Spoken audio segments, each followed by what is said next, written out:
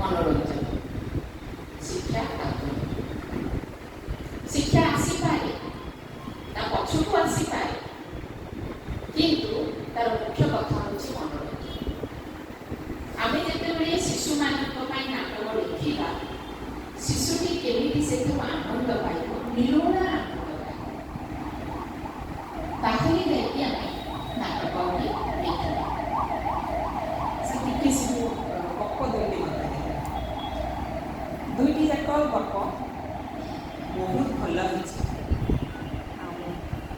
कही रखे जो मान ना मुझे माने नुहे से सब भल ना सबू कविता बहुत मन छुआ था। विशेषकर मैडमकर जो मीन मंगल ये गोटे अलग धरणर कविता था।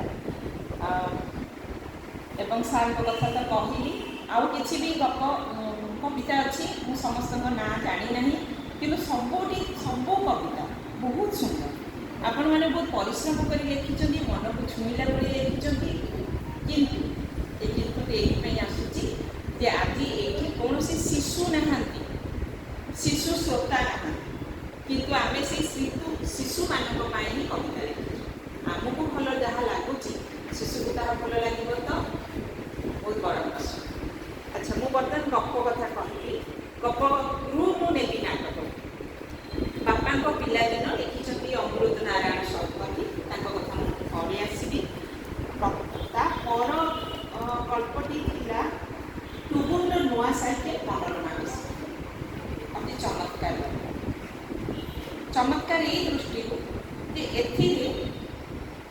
से कौन उपदेश देवाई चाहिए इच्छा करी कौन उपदेश कि शिक्षा देवार चेष्टा करा जाए ना।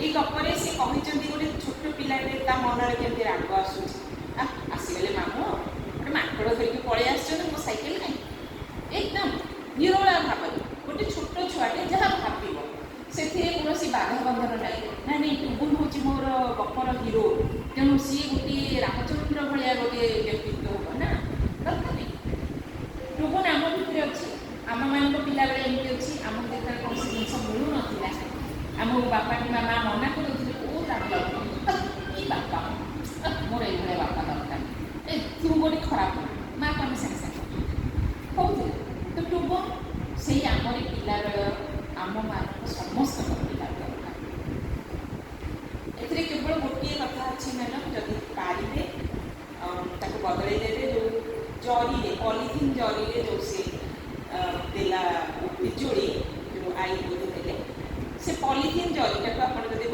पारे ताहले बहुत बढ़िया कारण बहुत जिन अच्छी शिखला एथर मु आसबि काल्पिक श्री अमृत नारायण शतपथी चमत्कार गल्प बहुत कथा से भाई बहुत यंग सी चेष्टा कर गल्प लिखापी बहुत बढ़िया गल्प किंतु से से जो लेवल पिलाटी बुझी जाऊे बोली कहते खाली से चेष्टा करेंगे से बयसर गोटे पिला से लेवल पर्यटन गप कहले से बुझब कि से दृढ़ भाव से जगह रही तार लोभ तार सब किसी को से त्याग कर पार कि जदि पार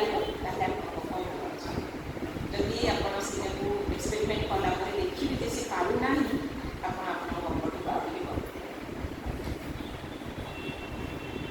ये दुईटी जाक गपरे मुझे कहली वनस्पति आपड़ जिते जेकोसी शिशु साहित्य लिखापी जातु शिशु साहित्य जेकोसी विभाग में आप लिखा जातु प्रथम कथा एवं सबुठ बड़ आप शिशुर मनस्तत्व जाने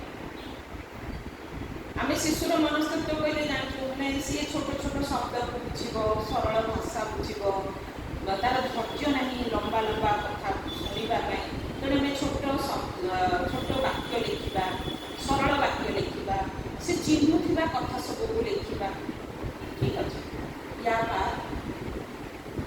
ता भीतर राग अच्छी क्रोध अच्छी ता भीतर भय अच्छी तार समस्या अच्छी कि ना आपण मैंने केते जन भावती कि 5 वर्ष बयसर पिलांकर मध्य समस्या थाए केते जन मैडम भाव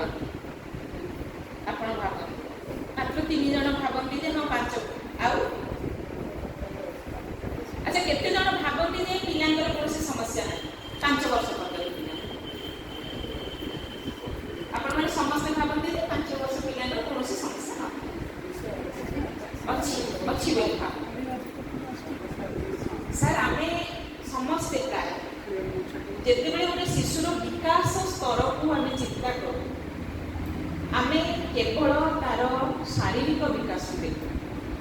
ପିଲା ଜନ୍ମ ହେଲା, 5 ବର୍ଷର ହେଲେ ସେ ସ୍କୁଲକୁ ଯିବ, ସେତିକି ବଡ଼ ହେଇଯିବା କଥା। ଗୋଟେ ବହୁତ ମହତ୍ୱପୂର୍ଣ୍ଣ କଥା ଅଛି ଯାହାକୁ କି ପ୍ରାୟତଃ ସମସ୍ତେ ଭୁଲି ଯାଆନ୍ତି, ସେଇଟା ହେଉଛି ମନୋଯୌନିକ ବିକାଶ, ମନ ଏବଂ ଯୌନତାର ବିକାଶ। କାନରେ ଆମେ ହାତ ଦେଇଦେବା ଯୌନତାର କଥା ନା, ଆମକୁ ସେଇଟା ବୁଝିବାକୁ ପଡ଼ିବ। ଆପଣମାନେ ଆଜି ଯେତେବେଳେ ଖବରକାଗଜ ଓଲଟଉଛନ୍ତି, 2 ବର୍ଷର ଛୁଆ, 3 ବର୍ଷର ଛୁଆ, ତା ପ୍ରତି ଖରାପ ଦୁଷ୍କର୍ମ କରାଯାଉଛି। କରୁଛି କିଏ? ଅନେକ ସମୟରେ ସ୍କୁଲ ଯାଉଥିବା ଛୁଆଟିଏ ତା ପ୍ରତି ଦୁଷ୍କର୍ମ କରୁଛି। ସିଏ ଜାଣିନି ଏଇଟା ଦୁଷ୍କର୍ମ, କିନ୍ତୁ ସେ କରୁଛି ଏବଂ ତାର ସମ୍ପୂର୍ଣ୍ଣ ଭବିଷ୍ୟତକୁ ସିଏ ଅନ୍ଧକାର ମଧ୍ୟକୁ ଠେଲି ଦେଉଛି। ଏବଂ ଦୋଷ ଆସୁଛି କାହା ଉପରେ? ନା ବାପା ମା, ତାଙ୍କର ଲାଳନ ପାଳନ ଠିକ୍ ନାହିଁ, କିମ୍ବା ସ୍କୁଲ ଉପରେ। ସ୍କୁଲ ତ ସେଭଳିଆ ପିଲାକୁ ବାହାର କରିଦେଉଛି, ଯଦି ଚାପି ହେଉଛି କଥାକୁ ଚାପି ଦେଉଛନ୍ତି ଏବଂ ଚୁପଚାପ ସ୍କୁଲରୁ ପିଲାକୁ ବାହାର କରିଦିଆହେଉଛି, ପିଲାଟି ଜାଣିପାରେ। ମୁଁ ଏଠି ଗୋଟିଏ କାହାଣୀ ଆକାରରେ କହିବି, ମୋତେ ମନ୍ଦିରରେ ସମୟ ଦେଉଛନ୍ତି, 2 ମିନିଟ୍ ଆଗରୁ ମୋତେ ଟିକେ ସାର୍ ଜଣେଇବେ। ମୋର ଛୋଟିଆ କାହାଣୀରେ କହୁଛି। ସ୍କୁଲରେ ପ୍ରଥମ ଶ୍ରେଣୀରୁ ଏକାଠି ପଢ଼ୁଥିଲେ, କୋ ଏଜୁକେସନ୍ ଥିଲା, ପୁଅ ଝିଅ ମିଶିକି ପଢ଼ୁଥିଲେ। 8ମ 9ମ ଶ୍ରେଣୀ ସେତେବେଳକୁ ସେମାନେ ହେଇଗଲେ। ଏଇ ଯେଉଁ ପ୍ରଥମ ଶ୍ରେଣୀରୁ ଏକାଠି ଯେଉଁ ପୁଅ ଝିଅ ପାଠ ପଢ଼ୁଥିଲେ, ସେମାନଙ୍କ ପରସ୍ପର ଭିତରର ବିଭାଜନଟା ସେମାନେ କେବେ ବି ବୁଝିନଥିଲେ। ସେ ପୁଅ ଇଏ ଝିଅ ଏ କଥା ସେମାନେ ବୁଝିପାରିନଥିଲେ। 9ମ ଶ୍ରେଣୀରେ ଗୋଟେ ସମସ୍ୟା ସୃଷ୍ଟି ହେଲା। ସମସ୍ୟାଟି କ'ଣ? ସମସ୍ତେ ଖେଳୁଥିଲେ, ସ୍କୁଲର ପରିସର ଭିତରେ ବାଲି ଥିଲା, ପୁଅଟି ଯାଇ ସେ ବାଲି ଉଠାଇ ଆଣି ଝିଅର ଜାମା ଭିତରେ ଗଳେଇଲା। ପୁଅଟି ସାଙ୍ଗେ ସାଙ୍ଗେ ସ୍କୁଲରେ ଯେତେବେଳେ ଝିଅଟି ଏଇ କଥା ଯାଇକି ଘରେ କହିଛି, ତାକୁ ଭଲ ଲାଗି ନାହିଁ ଏ ପୁଅର ବ୍ୟବହାର।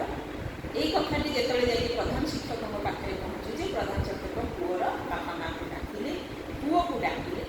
ବହୁତ ବଡ଼ ଗୋଟେ ଇସ୍ୟୁ ହେଲା ଯେ ପିଲାଟି ଅତି ଖରାପ, ଚରିତ୍ରହୀନ, ଝିଅଙ୍କ ଜାମା ଟେକିକି ସିଏ ବାଲି ପକାଇଲା।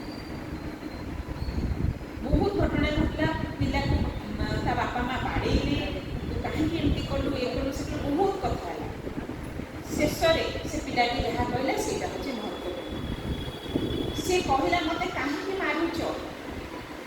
ପ୍ରଥମରୁ ଆଜି ପର୍ଯ୍ୟନ୍ତ ମୁଁ କେତେ ଥର ତା ଜାମାରେ ଭିତରେ ବାଲି ପକେଇଛି, କାହିଁ ସିଏ ତ କେବେ ବି କୌଣସି ଦିନ ମୋତେ ମନେ କରିନି ଏଇଟା ଖରାପ କଥା ବୋଲି ମୋତେ କେହି ବି କହିନା।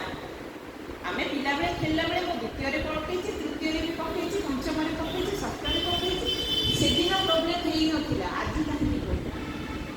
ଆଜି ଏମିତି କ'ଣ ହେଲା? ଚରିତ୍ର ବୋଲି ଗୋଟେ ଜିନିଷ କ'ଣ ମୋର ବିଗିଡ଼ିଗଲା? 5 ଥର ଯେଉଁ ବାଲି ପକେଇଥିଲି ମୋର ଚରିତ୍ର ବୋଲି ଯେଉଁ ଜିନିଷଟି ତୁମେ କହୁଛ ସେଇଟା ଠିକ୍ ଥିଲା। ଆଜି ଯେତେବେଳେ 6ଠ ଥର ମୁଁ ବାଲି ପକେଇଲି, ସେତେବେଳେ ମୋର ଚରିତ୍ର ଠିକ୍।